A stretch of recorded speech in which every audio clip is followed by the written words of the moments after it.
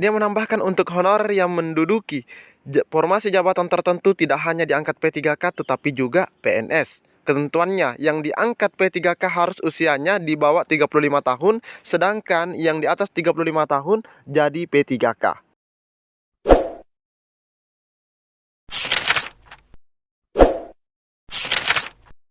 Bismillahirrahmanirrahim. Assalamualaikum warahmatullahi wabarakatuh. Di video kali ini, admin kembali berbagi informasi terkait rancangan undang-undang aparatur sipil negara yang sudah disahkan.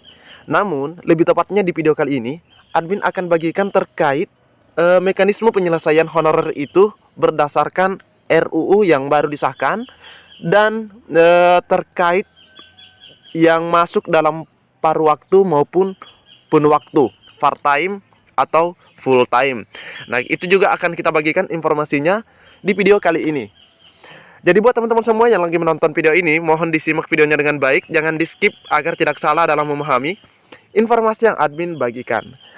Jika ada suara-suara berisik, abaikan saja rekan-rekan ya. Karena informasi di video ini lebih menarik untuk kita simak bersama-sama. Oke, yang pertama di sini admin akan terlebih dahulu membagikan informasi atau menjawab pertanyaan dari rekan kita. Nah, kita lihat di bagian ini teman-teman ya. Di bagian ini yang dimuat pada 3 Oktober di mana DPR berhasil selesaikan 2 RUU. Nah, di sini admin terlebih dahulu ingin menjawab pertanyaan rekan kita, dan teman-teman yang mungkin tidak butuh untuk informasi awal ini, silahkan di skip teman-teman ya. Nah, di sini sebenarnya pada tanggal 3 Oktober ada 2 teman-teman ya. Ada 2 RUU yang disahkan pada rapat paripurna kemarin. Nah, yang pertama di sini adalah terkait dengan undang-undang, ya, ini perubahan atas Undang-Undang Nomor 3 Tahun 2022 tentang Ibu Kota Negara atau RUU IKN. Itu yang pertama yang disahkan, dan yang kedua itu adalah RUU tentang perubahan atas Undang-Undang Nomor 5 tentang Aparatur Sipil Negara, serta menyetujui RUU atas perubahan Undang-Undang Nomor 37 Tahun 2018 tentang Ombudsman Republik Indonesia menjadi rancangan undang-undang inisiatif DPR RI. Jadi itu yang disahkan teman-teman ya. Nah, ada teman-teman yang komen, kenapa katanya pada saat rapat ini banyak yang kosong, DPR-nya kemana? Nah, karena memang ada yang cukup mengikuti pengesahan RUU IKN, ada yang memang khusus untuk mengikuti rancangan undang-undang atau diundangnya untuk mengikuti pengesahan RUU ASN ini. Nah, seperti itu teman-teman ya. Jadi supaya tidak ada stigma-stigma seperti ini untuk DPR RI yang tidak ada atau kosong kursinya di ruang rapat. Nah, selanjutnya kita ke informasi dari Bapak Aswar Anas. Menteri Anas tegaskan, tidak ada PHK, honorer diangkat P3K. Alhamdulillah, begini mekanisme sesuai RUU ASN. Honorer diangkat P3K dan begini mekanisme sesuai RUU ASN. Nah, ini informasinya dimuat di media jpnn.com setelah keputusan atau pengambilan keputusan terkait pengesahan RUU ASN. Di sini teman-teman bisa lihat ini pada pukul 19 waktu Indonesia Barat. Menteri Pendayagunaan Aparatur Negara dan Reformasi Birokrasi atau Menpan RB, yaitu Bapak Abdullah Aswar Anas, menyampaikan, honorer di seluruh Indonesia akan tetap bekerja di instansi masing-masing. Tidak akan ada pemberhentian hubungan kerja. Apalagi dengan disahkannya rancangan Undang-Undang Aparatur Sipil Negara atau RUU ASN pada hari Selasa 3 Oktober 2023. Alhamdulillah rekan-rekannya. Jadi teman-teman yang sering kali bertanya atau merasa was-was terkait posisinya, itu tidak perlu khawatir lagi teman-teman ya. Sesuai perintah Presiden Joko Widodo, tidak boleh ada PHK massal honorer. Semua tetap dipekerjakan dengan tanpa mengurangi pendapatannya. Jadi kalau misalnya sebelumnya sudah digaji misalnya 2 juta, ya tetap segitu teman-teman ya. Dia menegaskan penyelesaian honorer ini sudah tertuang dalam Undang-Undang ASN baru. Nah, jelas ya. Ditegaskan bahwa penyelesaian honorer ini sudah tertuang dalam Undang-Undang ASN baru, di mana solusinya melalui jalur P3K. Jadi honorer itu akan diselesaikan melalui P3K teman-teman ya, ASN P3K. P3K ini lanjutnya dibedakan dengan sistem P3K penuh waktu dan paruh waktu. Nah, P3K ini ada dua sistem, ada full time dan part time. Nantinya mana saja, nah ini mana saja kriteria yang dimasukkan ke paruh waktu dan penuh waktu itu nanti akan diatur lebih rigid, akan diatur lebih jelas, lebih rinci dalam PP-nya teman-teman ya. Karena PP inilah yang menjadi pelaksana dalam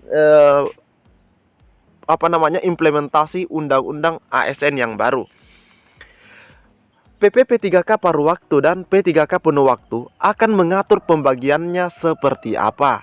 Nah, jadi teman-teman yang masih sering bertanya, apakah jabatan saya masuk atau tidak? Apakah saya kira-kira masuk jika bekerja di instansi ini, masuknya P3K part time atau full time? Nah, kita tinggal menunggu lagi teman-teman ya. Nah, kita tinggal menunggu lagi atau selangkah lagi, yaitu di peraturan pemerintahnya.